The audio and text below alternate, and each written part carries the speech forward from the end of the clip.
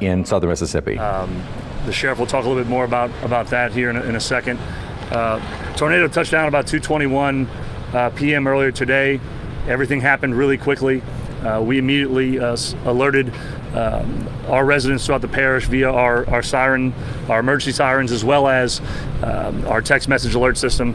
After it was determined that there was a touchdown of a tornado near the Nelson Coleman Correctional Facility, which moved northward through Killona and into Muntz, and that there was extensive damage, we sent out all resources in coordination with the Sheriff's Office, Fire, EMS, Public Works, to start the process of doing search and rescue and gaining access back to these neighborhoods. As of right now, I can say that, again, there is one confirmed fatality, 7 or 8 injuries at this time. Right now, we're looking at 475 people without power between the Killona and Muntz area, and again, significant damage in both of those areas, with more damage in the Killona area. We're in coordination right now with the United Way of St. Charles Parish. Additionally, we're also in coordination with the Red Cross, Second Harvest Food Bank, Catholic Charities. And so if we have residents who are in need, we do want them to contact the St. Charles Parish EOC at 985-783-5050. We're going to have people on the ground assessing needs. Right now, the triage and the assessment is taking place at the Killona Community Center. And if it's determined that we need a broader shelter, if there's a significant number of people, we will set up a more permanent shelter at the Edward A. Dufresne Community Center. Right now, if residents do need a place to go to just get out of the weather, we are asking them to go to the Edward A. Dufresne Community Center. If they need transportation to the community center, we ask that they go ahead and call the EOC, again, 985-783-5050. And now I'd like to turn over to the sheriff to just speak a little bit more about the sheriff's response. Hey, good evening. So for the second time in 2 weeks, we've had a tornado touchdown in St. Charles Parish. The one a couple of weeks ago hit in Parish, didn't do a lot of damage, but it was a significant event. This one created quite a bit of devastation if you had a chance to go down there. As the president stated, it started up probably from our southwest. It moved just south of our correctional center. It completely destroyed our firing range, which is insignificant compared to the damage to the people's homes and the injuries. But just to tell you how strong it was, there's a piece of debris on the levee behind you that literally is unique, that came from our firing range 1.8 miles away. So this thing churned across 3127 right along Schoolhouse Road in Killona, doing a tremendous amount of damage. And as the parish president said, we have one fatality. We're not going to release the names at this time. We have 8 people who have reported to the hospital in Luling, St. Charles Hospital, with injuries which I'm told are non-life threatening. So it's unfortunate, sad, and our prayers go out to the family of the lady that lost her life. And so our job is, thankfully, we have the equipment. Numerous deputies, detectives. Our office is not that far down 3127. We've got a lot of chainsaws. We literally had to come in and chainsaw our way through trees to get onto the roads to try to do recovery and life-saving measures that we could.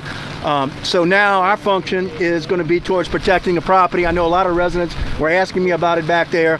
We're bringing in light plants tonight. We're going to have deputies surrounding the neighborhood all night with lights, protecting that property. So if you want to go to the community center, to get out of the weather where there's power, and food and things like that, please do so. We will be here until indefinitely to protect everybody's property that's been damaged.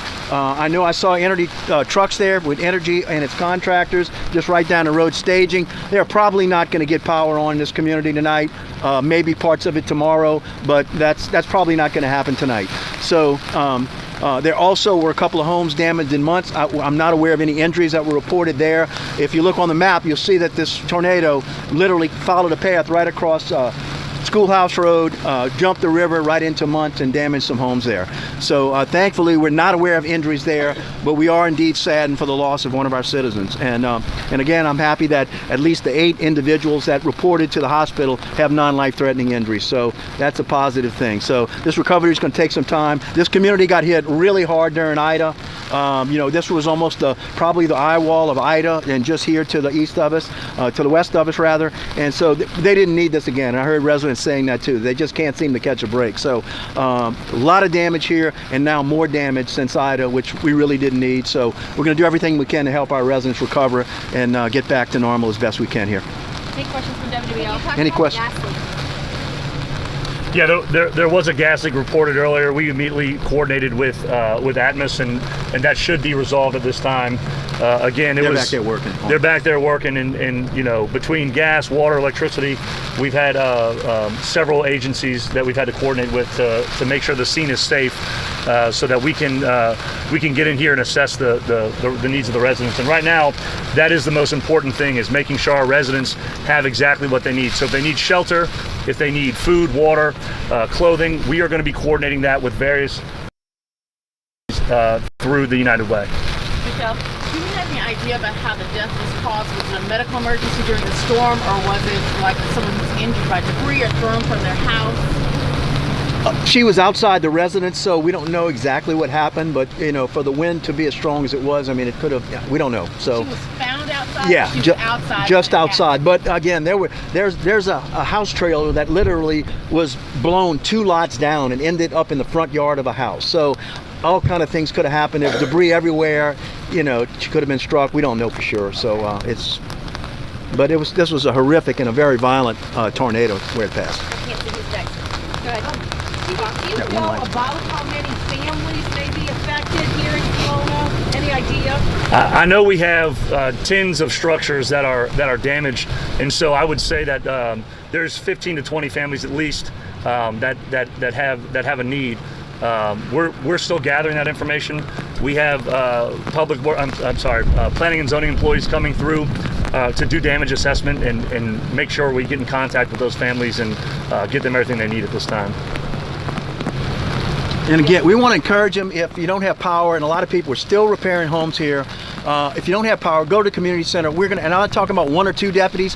We're going to have numerous deputies surrounding this community with lights on, so do not worry about your property tonight. Go take care of yourself and your family. Have you all heard from the school district yet? Do we know if schools will be open tomorrow? At this time, they have a presence in our EOC right now, and so any information from the school is going to come out, later today. But I would assume that if the weather is all clear, that school will resume. But again, I'm not going to speak for them directly. I'm going to let that information come from the school district, and St. Charles Parish will share that information as well.